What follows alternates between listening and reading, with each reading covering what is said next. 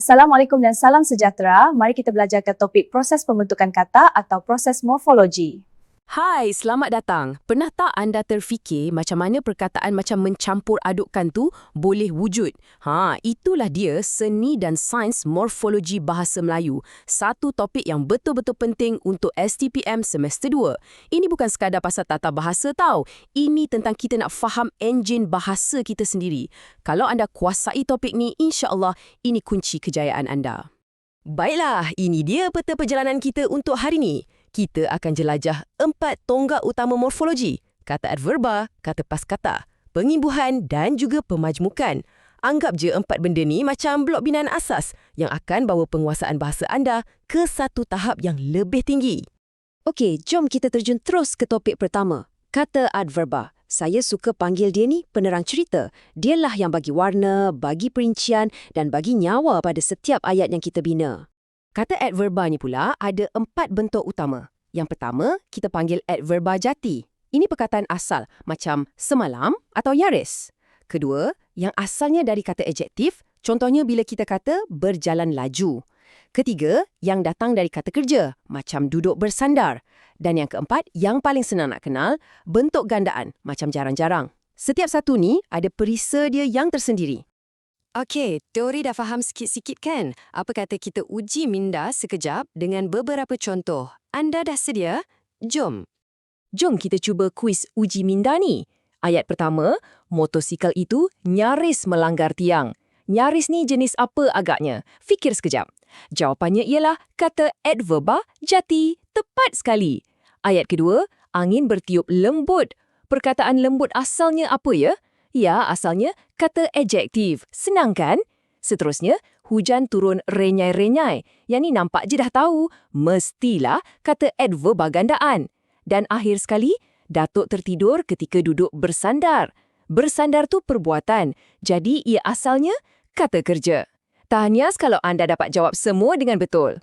Sekarang kita beralih ke satu konsep yang agak unik. Kata pasca kata. Kita akan fokus pada satu akhiran yang ada 2 wajah, iaitu nya. Percayalah, bahagian ni selalu buat ramai pelajar keliru. Jadi, macam mana nak bezakan 2 fungsi nya ni? Tengok sini. Di sebelah kiri, nya sebagai kata penekan. Tujuannya nak bagi penegasan. Contohnya, sesungguhnya atau nampaknya. Sebelah kanan pula, ia jadi kata pembenda. Maksudnya, ia tukar kata adjektif atau kata kerja jadi kata nama.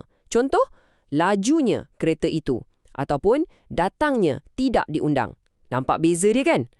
Dan ini peringatan yang sangat-sangat penting, tolong beri perhatian. Bila nya tu kita guna sebagai kata ganti nama diri ketiga, macam dalam perkataan bukunya yang bermaksud buku dia, ini fungsi yang lain sama sekali. Dan ia bukan kata pasca kata. Jangan terkeliru ya. Seterusnya, jom kita jadi macam arkitek perkataan. Kita akan tengok seni membina perkataan melalui proses yang kita panggil pengimbuhan. Ia macam kita guna komponen-komponen berbeza untuk bina satu perkataan baru yang lebih mantap dan bermakna. Dalam bahasa Melayu kita yang asli, ada 4 alat utama dalam kotak imbuhan kita. Ada awalan yang kita letak kat depan, ada akhiran yang kita letak kat belakang, ada apitan yang kepit kata dasar tu dari depan dan belakang, dan yang paling special, sisipan yang kita selit kat tengah-tengah kata dasar. Contohnya, tunjuk jadi telunjuk. Bahasa Melayu ni kan bahasa yang hidup dan dinamik, dia tak statik. Dan ini buktinya. Kita juga ada meminjam imbuhan dari bahasa lain. Contohnya, dari bahasa Sanskrit, kita ada awalan maha macam dalam mahasiswa. Dari Arab Parsi, kita ambil akhiran wi dalam duniawi. Dan dari pengaruh yang lebih moden, Yunani, Latin, Inggeris, lahirlah perkataan macam antisosial. Hebat kan? Okey, sekarang kita masuk ke satu hukum ejaan yang sangat kritikal, hukum morfofonem atau nama glamour dia, hukum peleburan KPTS. Bunyi macam teknikal kan, tapi sebenarnya tujuan dia mudah je, nak bagi sebutan kita jadi lebih sedap dan lancar. Hukum Lee cakap huruf awal P, T, K atau S pada kata dasar akan lebur atau hilang bila kita tambah imbuhan awalan men atau pen. Dan slide ni tunjukkan perbezaan yang paling penting. Tengok contoh hukum peleburan ni. Me campur tulis, T tu hilang. Terus jadi menulis. Simple. Tapi, tengok belah kanan. ada pengecualian. Untuk kata pinjaman macam proses, huruf P tu tak hilang. Ia jadi memproses, bukan memroses. Sama juga untuk gugus konsonan macam skor, ia jadi men-skor. Kena kuasai dua-dua, peraturan dan pengecualiannya.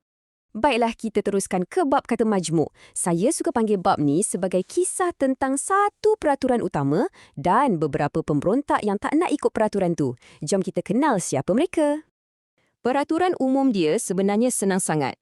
Kata majmuk dieja secara terpisah. Titik. Ini termasuklah rangkai kata bebas macam guru besar, istilah khusus macam garis pusat dan juga maksud kiasan atau simpulan bahasa macam kaki ayam. Semuanya dieja terpisah. Tapi, kan saya dah cakap tadi, ada pemberontakan. Ada beberapa kata majmuk yang dah lama sangat kita guna sampai ia dianggap mantap dan dieja bercantum. Agak-agak ada berapa banyak? Tak banyak pun, cuma ada 15 je. Inilah dia, 15 pemberontak kita atau nama rasminya kata majmuk mantap. Yang ini anda wajib hafal. Perkataan macam antarabangsa, kerjasama, tanggungjawab, semuanya dieja bercantum. Tak ada pengecualian. Ini senarai tetap, tak akan berubah.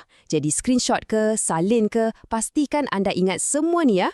Macam mana pula kalau kita nak tambah imbuhan?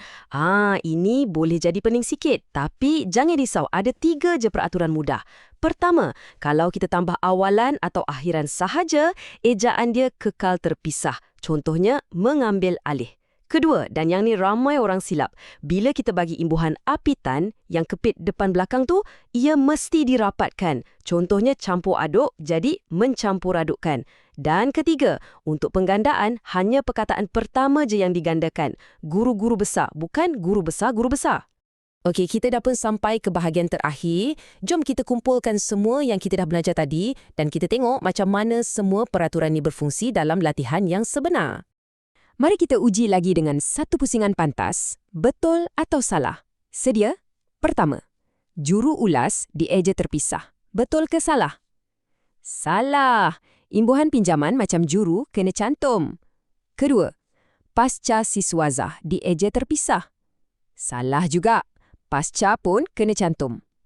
Ketiga, alat pandang dengar ialah kata majmuk istilah khusus. Yang ini? Betul. Dieja terpisah. Keempat, antisosial perlu tanda sempang. Salah.